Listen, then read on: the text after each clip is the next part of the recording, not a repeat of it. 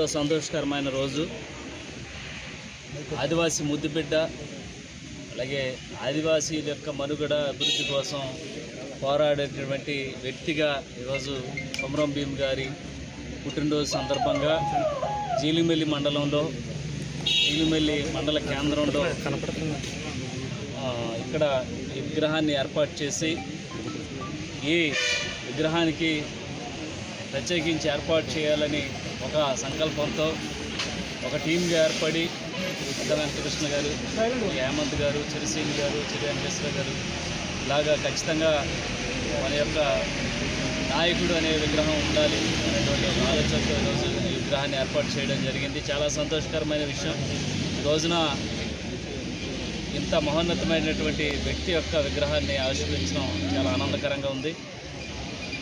గతంలో ఏదైతే గిరిజనుల యొక్క స్థితిగతులు చాలా దారుణంగా ఉండేటువంటి పరిస్థితి, అలాగే ఆధిపత్యంతో గిరిజనుల యొక్క మనుగడను కూడా ఇబ్బంది పెట్టేటువంటి పరిస్థితుల నుంచి ఈరోజు మన భూమి, మన నేల, మన హక్కు అనేటువంటి ఒక నినాదంతో ముందుకు వచ్చి అనేక ఉద్యమాలు చేసి ఈరోజు అనేక చట్టాలని అమల్లోకి తీసుకురావడానికి ఈయన ఒక సూత్రధారిగా ఉన్నారు. అలాగే అనేక మంది గిరిజనుల యొక్క మనుగడ కోసం పోరాడేటువంటి వ్యక్తుల్లో చాలామంది, అనేక వేల మంది ఉన్నారు.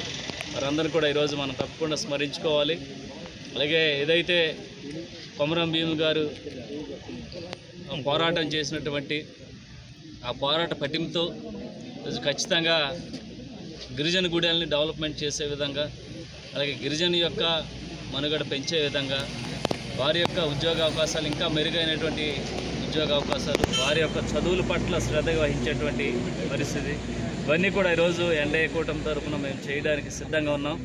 అలాగే ఈరోజు ప్రత్యేకించి ఈ కార్యక్రమాన్ని ఇంత ఘనంగా ఏర్పాటు చేసినటువంటి కొమరం భీమ్ టీంకి, అలాగే మీడియా మిత్రులకి, అలాగే నాయకులకి, కార్యకర్తలకి అందరికి కూడా ఆ హృదయపూర్వక ధన్యవాదాలు తెలియజేస్తూ, రానున్న రోజుల్లో ఖచ్చితంగా మేము గిరిజనుల యొక్క అభివృద్ధి కోసం తప్పకుండా కృషి చేస్తామని మరొకసారి మీ అందరికి కూడా తెలియజేస్తాం.